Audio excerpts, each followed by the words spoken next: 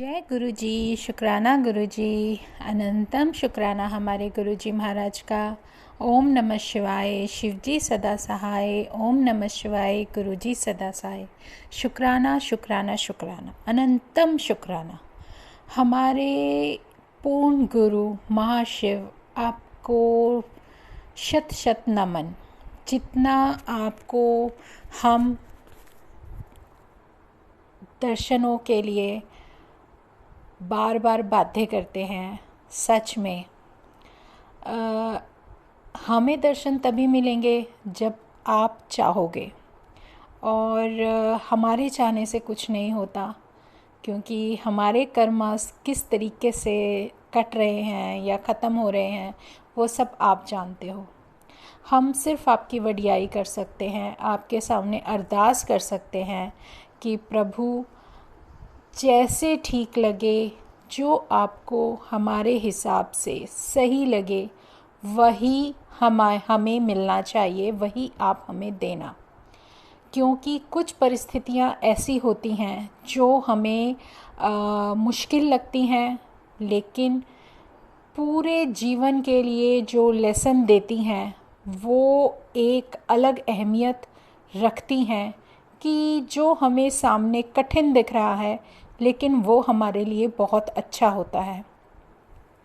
सच में हमारे साथ जो भी घटता है पल पल, हमें सिर्फ क्या करना है, हमें सिर्फ खुश रहने की आदत डालनी है, पॉजिटिव रहने की आदत डालनी है, गुस्से से बचना है। क्योंकि ये क्रोध ही होता है जो हमें एक उस रास्ते पर लेकर जाता है जहाँ पर हमारी बुद्धि अपना काम करना बंद कर देती है और हमें समझ में नहीं आता कि क्रोधवश होकर हम अपनी वाणी से किसको क्या कह दें, इतनी भी समझ नहीं रहती।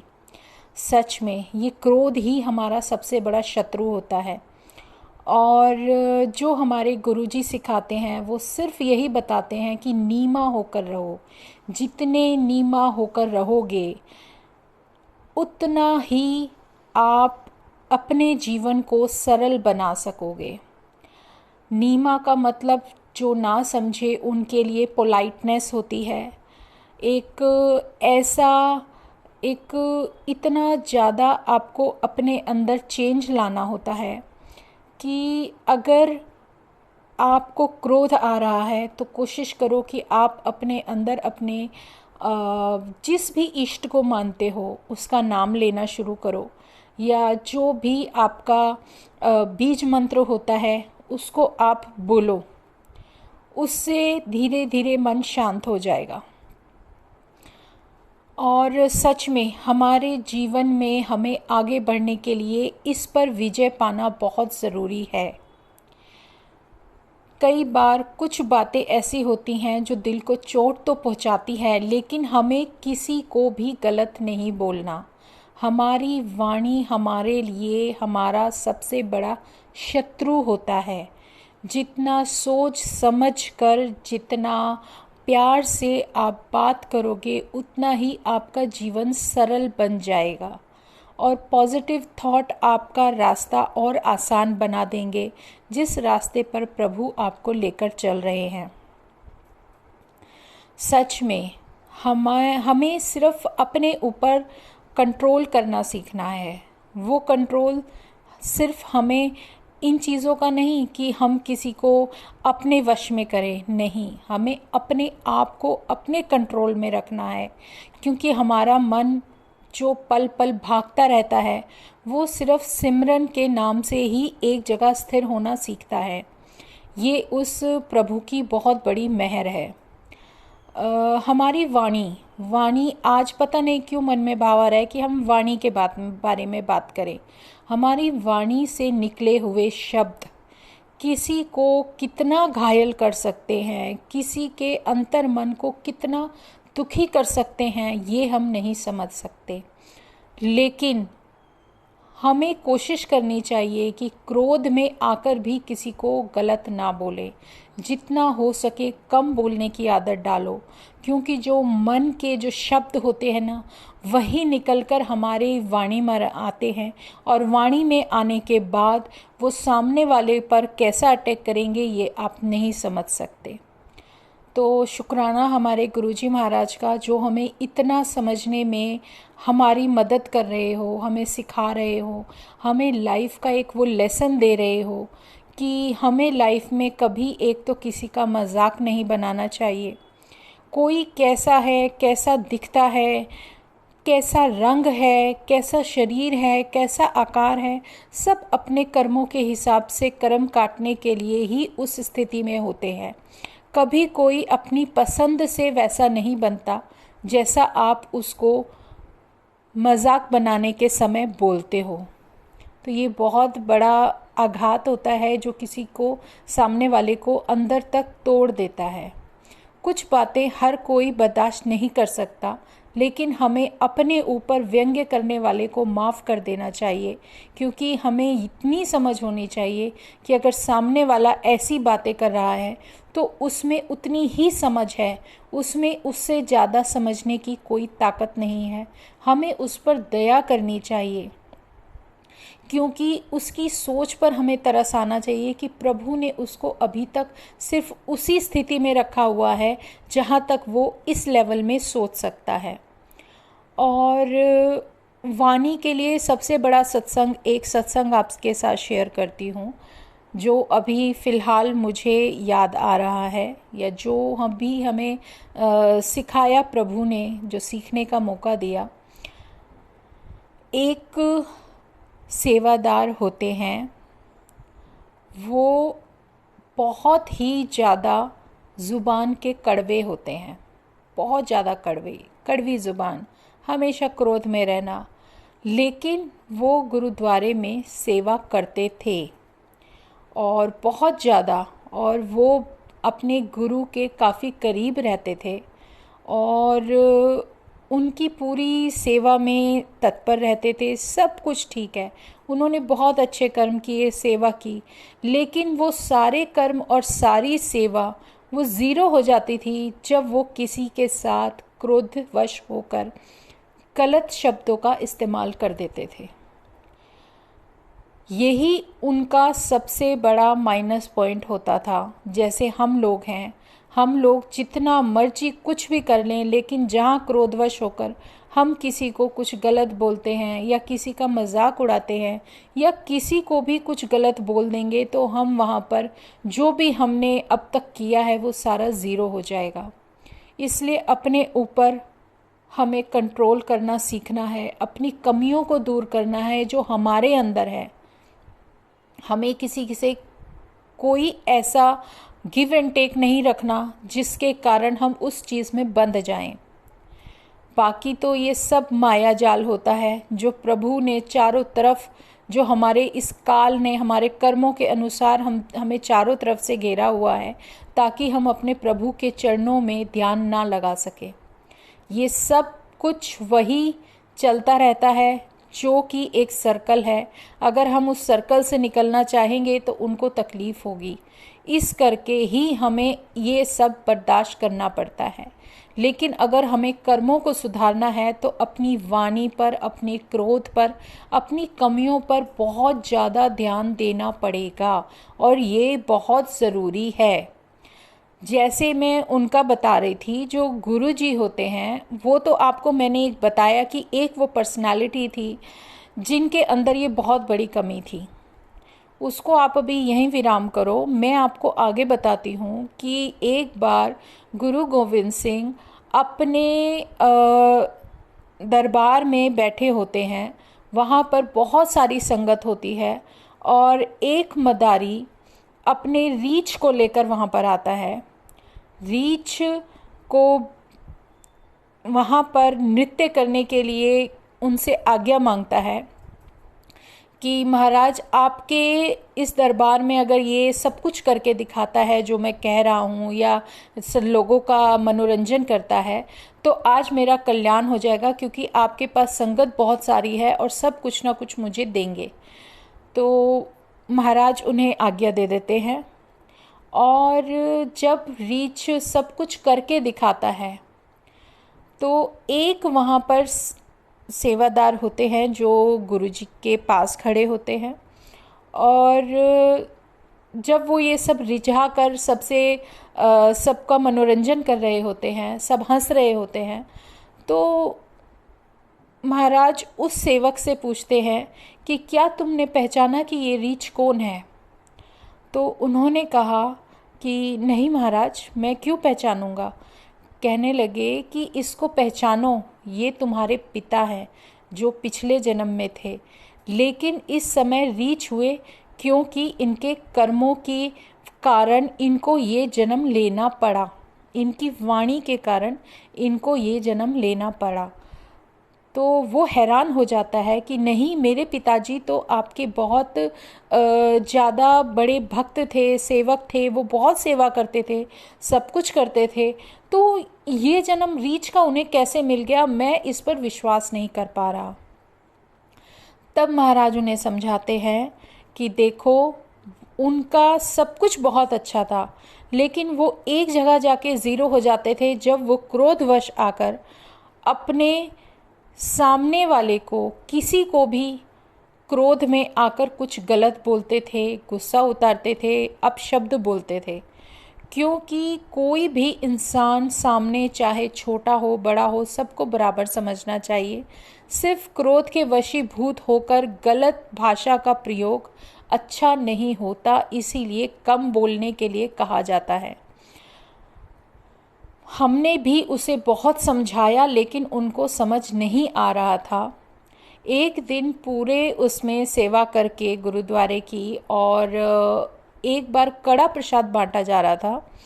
तो कड़ा प्रसाद बांटते बांटते जब लाइन में लोग, सारी संगत खड़ी हुई थी, तो जितनी भी संगत थी, किसी ना किसी को गुस्से में वो कुछ ना कुछ बोल रहे थे, और उनके शब्दों को सुनकर संगत को भी अच्छा नहीं लग रहा था। तभी एक जो बैलगाड़ी में जाने वाला युवक था, जिसकी बैलगाड़ी जा रही थी, वो भागा भागा आता है कि महाराज, मुझे पहले कड़ा प्रसाद दे दो मेरे भगवान का, क्योंकि मेरी गाड़ी निकल जाएगी, आप पहले मुझे दे दो। वो उन्हें इग्नोर कर देते हैं, नहीं सुनते, नहीं समझते। लेकिन 3-4 बार बोलने के बाद भी अगर वो नहीं सुनते, तो वो अपने हाथ आगे कर देते हैं कि पहले आप प्रभु मुझे दे दो, क्योंकि मुझे मेरे भगवान का प्रसाद दे दो, मुझे जल्दी निकलना है। तब वो बताते हैं कि उन्हें गुस्सा आ गया और उन्होंने क्रोध में एक शब्द बोल दिया कि क्यों रीछ की तरह तू उछल उछल कर मेरी तरफ आ रहा है, लाइन में लग तभी तुझे प्रसाद मिलेगा, मैं नहीं दूंगा तुझे। तो लेकिन वो फिर भी प्रसाद के लिए हाथ आगे बढ़ाते हैं। तो वो गुस्से में जैसे हाथ पीछे करना चाहते हैं, लेकिन वो कड़ा प्रसाद जो लेना चाह रहे थे वो ज़मीन पर गिर जाता है। उन्हें बड़ा दुख होता है। संगत नीचे झुककर वो सारा कड़ा प्रसाद उठा के खा लेती है, और उसको फिर यही बोलती है कि आज तुमने मुझे रीछ बोला है, कल तुम रीछ का जन्म लोगे, तब तुम्हें समझ में आएगा कि रीछ होता क्या है। और वो संगत उनको बोलकर दुखी मन से वहाँ से चली जाती है, क्योंकि उस शब्द से शायद वो आहत हो चुकी होती है, और वो नीचे से सारा कड़ा प्रसाद उठा के खा के चले जाती है। अब ये देखो, जितनी संगत होती हैं सब अपने गुरु की बहुत प्यारी होती हैं, कोई छोटी बड़ी नहीं होती। अगर कोई संगत किसी संगत को कुछ बोल रही है, या गुस्से में आकर भी बोल रही है, क्रोधवश भी बोल रही है, तो उस संगत ने, जिसका दिल टूटा, जिसके दिल पर चोट लगी, उसने अगर उन्हें बोल दिया कि अब तुम ही रीछ बनकर जन्म लोगे, तभी तुम्हें पता चलेगा कि रीछ का मतलब क्या होता है जो तुम हमें बोल रहे हो। भगवान भी उसकी बात मना नहीं कर पाते, उन्हें भी वो चीज़ रखनी पड़ती है। जन्म तो देना पड़ेगा, क्योंकि जब वो प्राण त्यागते हैं तो रीछ का जन्म वो लेते ही लेते हैं, क्योंकि रीछ का जन्म उनको एक तरीके से उनके किए हुए कर्म के अनुसार वापसी में मिलता है, और वो उन्हें भुगतना पड़ता है। क्योंकि जिसने बोला उस संगत का भी मन रखना पड़ेगा, क्योंकि सच में उसका दिल दुखा। इसीलिए प्रभु बार बार यही समझाते हैं कि हमें बोलने से पहले सोच समझकर बोलना चाहिए कि अगर किसी को कोई चीज़ गलत लग गई तो वो आपको उल्टा कितना असर करेगी। और उस समय रीछ को महाराज ने ही अपने दरबार में बुलाया ताकि उसका कल्याण हो सके और उनका उद्धार हो सके, और वो उन्होंने किया। तब जो मदारी होता है वो कहता है, प्रभु आपने तो मेरे पेट पर लात मार दी, मेरी रोजी रोटी छीन ली, आपने उसको बुला के इसका कल्याण तो कर दिया, इसको प्रसाद खिला के आपने इसका उद्धार कर दिया, लेकिन अब मेरा क्या होगा, मैं कैसे जीऊँगा, मैं तो इसी के सहारे अपना जीवन पाल रहा था। तब महाराज अपने सेवकों से उसको पूरा धन देकर विदा करते हैं। मतलब कौन कहाँ किस समय जाएगा, किसका कल्याण कहाँ पर होगा, किस प्रसाद पर किस अन्न पर उसका नाम लिखा है, वो सब प्रभु जानते हैं, और वो अपने किसी भी संगत को कहीं नहीं छोड़ सकते। अगर आपको उन्होंने अपने शरण में ले लिया है तो आपकी सारी जिम्मेदारी उनकी है। आपको घबराने की ज़रूरत नहीं है, आपको डरने की ज़रूरत नहीं है। वो आपके साथ हमेशा थे, हमेशा हैं और हमेशा रहेंगे, जब तक कि आप अपना पूरा का पूरा जीवन उनके साथ व्यतीत करके उनके चरणों में नहीं चले जाते। ये हमारे महाराज की बहुत बड़ी ब्लेसिंग है, जो ब्लेसिंग हमें उन्होंने उसी समय दे दी जब उन्होंने अपनी शरण में लिया। अब हमारे हिसाब से हमारा जो भी आगे तक का कर्मास के अकॉर्डिंग जो भी सफाई धुलाई हमारी सॉल की होनी है या हो रही है, उसमें वक्त लगता है, क्योंकि ये एक जन्म की नहीं, पता नहीं कितने जन्मों का हिसाब है। हर किसी का होता है, कोई ऐसा नहीं है जो इस चीज़ से बच सके। इसीलिए बार बार हमें यही प्रभु समझाते हैं कि आप किसी का दिल मत दुखाओ। कभी भी आपका दिल दुखता है ना संगत जी, देखो एक तो आपको सिखाते हैं कि आप किसी को गलत मत बोलो, किसी का दिल मत दुखाओ। अगर आपका दिल दुखा है किसी की बात से तो आप अपनी तरफ से छोड़ दो, आप मत बोलो किसी को कुछ भी। हो सकता है कि जो हम सामने वाले को बख्श रहे हैं उसके बख्शने के कारण, उसे बख्शने के कारण हमारा कौन सा कर्म बख्शा जाए, वो हमारा बैलेंस होता है। हमारे लिए उसमें बहुत बड़ी मदद होती है। अगर कोई सामने वाला हमारा मजाक बना रहा है या हमें कुछ ऐसा बोल दे जिससे हमें यहाँ दुख पहुँचता है, हमारे अंदर तक वो चीज़ आहत करे, तो ये समझ लेना कि हमारे कर्मों की धुलाई चल रही है।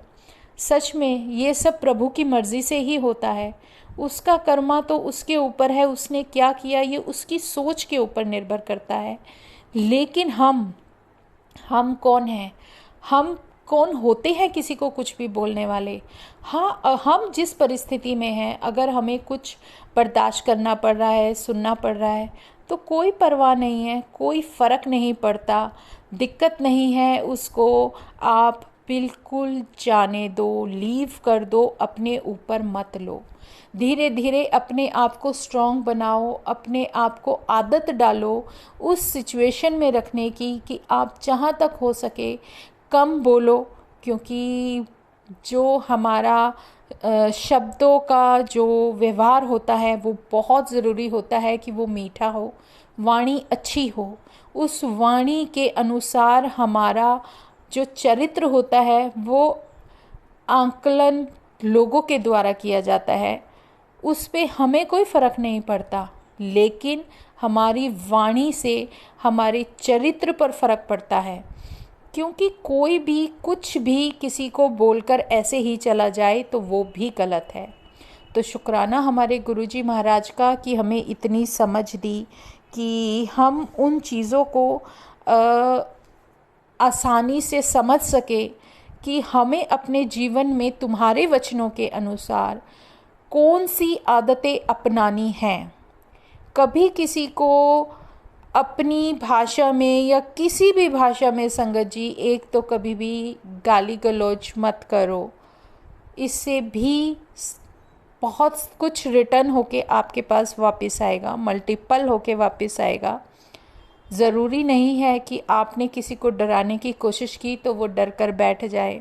अगर वो आपके सामने अपनी वाणी से कुछ नहीं बोलता लेकिन अपने अंतर मन में आपको बहुत कुछ बोल जाता है तो वो भी मल्टीपल होके आपको ही लगता है, उससे आप बच नहीं सकते। इसलिए हमें दूसरों के बजाय अपने आप को ही अपने अंदर से बदलने की कोशिश करनी चाहिए। जो कोशिश हमें हमारा प्रभु सिखा रहा है, हमें वो रास्ता दिखा रहा है कि तुम अपने अंदर बदलाव कैसे करो। जो भी कमियां हैं हमें सिर्फ उनसे यही सीखना है कि प्रभु हमें मदद करो, हमें ताकत दो, हमें इन चीज़ों से कैसे बचना है। अगर हो सके तो किसी की मदद कर सकते हो तो करो, नहीं कर सकते तो वो प्रभु तो है ही करने वाला, किसी न किसी को किसी रूप में भेज ही देता है, जरिया बना ही देता है। जैसे आपने एक सत्संग सुना होगा, काफ़ी शायद पहले शायद मैंने भी बोला है और भी काफ़ी बारी सुनाया गया है कि किस तरीके से एक याद आ रहा है तो मैं बताती हूँ संगत जी कि अगर हम मदद कर सकते हैं तो किसी की करें, और अगर नहीं कर सकते तो भगवान किसी ना किसी को किसी रूप में एक ऐसा ज़रिया बनाकर भेज देता है कि आप समझ भी नहीं सकते और उसकी मदद हो जाती है। लेकिन मदद उसी की होती है जो इंसान सच्चा होता है, सच्चे दिल से उस पर विश्वास करता है। ऐसे ही एक संगत थी जो अपने गुरु पर बहुत विश्वास करती थी, बहुत ज़्यादा विश्वास करती थी, और वो अपनी वाइफ के ऑपरेशन के लिए पैसों की कमी को झेल रही थी और अपने गुरु के द्वार के बाहर बैठकर रो रही थी और सिर्फ उसी से प्रार्थना कर रही थी कि मेरे लिए कुछ करो, मैं क्या करूं, किसके आगे मांगूं, मैं तेरे अलावा किसी से भिक्षा नहीं मांग सकता। लेकिन उसके लिए ज़रिया किसको बनाता है भगवान? कोई एक बिजनेसमैन जो अपने घर में अपनी शॉप से आता है और अपना जो भी उसका अमाउंट होता है बैंक में जमा कराने के लिए, बाय चांस वो अपनी पॉकेट में रख के घर आ जाता है कि कल जमा करा दूंगा। भाव देखो संगत जी। और उसके बाद वो खाना खाता है, उसको इतनी बेचैनी होती है कि वो टहलने के बहाने बाहर निकल जाता है कि फिर उसके मन में भाव आता है कि नहीं, पहले मैं अपने गुरु के दर्शन कर लेता हूँ, उसके बाद ही फिर जाऊँगा, काम करूँगा। और जहाँ वो गुरु के द्वार पे जाके अंदर मत्था टेकता है, अपने आप को बख्शने की बात करता है और बाहर निकलता है, तब वह उस व्यक्ति को देखता है जो वहाँ सीढ़ियों पर बैठा बाहर रो रहा है। तो संगत जी, ये भी बहुत बड़ी बात है कि प्रभु ने उसको उस व्यक्ति से मिलवा दिया जिसको ज़रूरत थी। और वो उनसे पूछते हैं कि आप क्यों रो रहे हैं, तब वो सारी बात बताते हैं। वो व्यक्ति जो अपने गुरु के द्वार पर खड़ा था, उसके मन में क्या आया ये गुरु ही जानता है, ये वो भगवान ही जानता है। वो अपनी पॉकेट से सारा अमाउंट निकाल कर उसके हाथ पर रख देते हैं और बोलते हैं कि जाओ अपनी वाइफ का ऑपरेशन कराओ, कि मुझे तुम्हारे भगवान ने ही यहाँ पर भेजा है, नहीं तो मैं इस समय अपने घर में सो रहा होता। आज मुझे नींद नहीं आ रही थी और मैं यहाँ खड़ा हूँ। सच में भगवान किसके ज़रिए, किस रूप में, कहाँ किसकी मदद करने पहुँच जाते हैं, ये कोई भी नहीं समझ सकता। और ये देखो संगत जी, जब वो ये सब कर देते हैं तो वो कहते हैं कि आप ये मेरा कार्ड रख लो, अगर ज़रूरत हो तो मुझे और भी बता देना। वो कार्ड नहीं लेते। उनका क्या जवाब होता है, ये भी हमें सीख देने वाला है। उसने कहा कि नहीं, मुझे कार्ड नहीं चाहिए। उन्होंने कहा अगर ज़रूरत पड़ी तो आप किससे मांगोगे? तब उनका जवाब होता है कि उसी से मांगूंगा जिसके दर पे आके आज मेरी मदद हुई है। अगर ज़रूरत पड़ी तो उसी के आगे आके रोऊंगा तो वो दोबारा देगा। जिसने आज मदद करी है वो बाद में भी करेगा। मेरा विश्वास उसने आज टूटने नहीं दिया और उसने तुम्हें एक ज़रिया बनाकर मेरे पास भेज दिया और आज मेरा काम करवा दिया। तो इससे ज़्यादा विश्वास क्या करूं मैं कि वो सबकी सुनता है, चाहे कोई गरीब हो चाहे कोई अमीर हो, सुनता सबकी है। बस फ़र्क इतना है कि हम लोग मांगते क्या हैं, हम लोगों की जो मांग होती है वो क्या है उस प्रभु के सामने। हम लोग क्या डिमांड रखते हैं, हमारे लिए क्या सही है क्या गलत हम नहीं जानते। ये सब वो जानता है, वो प्रभु जानता है जिसने हमें एक दूसरे का काम करने का एक ज़रिया बनाया है। अगर आप एक अच्छे व्यक्ति हो, सच्चे मन के हो, तो आपको किसी न किसी ऐसी संगत से मिला देगा जो कि आपसे ऊपर होगी। ऊपर मतलब आपसे ज़्यादा काम वाली होगी, नाम वाली होगी। इसका मतलब ये नहीं होता कि उनके पास पैसा बहुत ज़्यादा है, नहीं, उनके पास नाम ज़्यादा है। उन्होंने वो कमाई की है जो नाम की कमाई कहते हो। अगर आप नाम की कमाई करते हो, आप उसका सिमरन करते हो, तो वो आपको ऐसे संगतों से मिलाएगा जिन्होंने आपसे ज़्यादा सेवा की है, जो आपसे ज़्यादा सेवा करते हैं, जो आपसे ज़्यादा कितने समय से जुड़े जुड़े बिना किसी उम्मीद के, बिना किसी लालच के उस प्रभु की सेवा कर रहे हैं। तो ये बहुत बड़ी ब्लेसिंग होती है। अगर वो उनसे मिला रहा है तो आप उनके संगत में रहकर अपने आप को सुधार सकते हो। अपने अंतर मन से पूछ कर देखना, जब एक अच्छी संगत के साथ आप रहते हो तो आपके व्यवहार में भी धीरे धीरे धीरे धीरे चेंज आने लगते हैं और वो ब्लेसिंग्स प्रभु आपको दिलवाने लगते हैं जिन ब्लेसिंग्स को वो आपको देना चाहता है। और आपकी जर्नी में वो सारी ब्लेसिंग आपको एक ऐसी ताकत देगी कि आपको अपने जीवन में आगे बढ़ने का रास्ता मिलेगा। तो शुक्राना उस गुरुजी महाराज का, उस परमेश्वर का, उस महाशिव का जो इस पूर्ण गुरु के रूप में आकर हमें दर्शन दे रहे हैं, हमें समझा रहे हैं कि हमें किस कदर चलना चाहिए, किस तरह चलना चाहिए, किस रास्ते से चलना चाहिए। उस प्रभु को पता है कि हमारे जीवन में हमें कब किस सीख की ज़रूरत है, किस लेसन की ज़रूरत है, और वो प्रैक्टिकल भी हाथ के हाथ करा के देते चले जाते हैं। इसलिए कोशिश करो कि जितना हो सके हम अपने जीवन में बदलाव ला सके। तो शुक्राना हमारे गुरुजी महाराज का, हमारे उस परम पिता परमेश्वर का, हमारे महाशिव का, जो हमें पल पल संभाले हुए है और हमारा हाथ थामे हुए है। गुरुजी बस ऐसे ही हमारे साथ रहना, अपना साथ देते रहना, हमारा विश्वास आप पर ऐसे ही बना रहे, आपकी ब्लेसिंग्स की पूरी बरसात होती रहे। हम तो अपने आप ही आपके चरणों में अपने आप को समर्पित करके बैठे हैं। तो शुक्राना हमारे गुरुजी महाराज का, अनंतम शुक्राना शुक्राना शुक्राना। तो संगत जी, आज हम अपना सत्संग यहीं विराम करते हैं, कल फिर सत्संग में मिलेंगे। तो जय गुरुजी, शुक्राना गुरुजी, जय गुरुजी।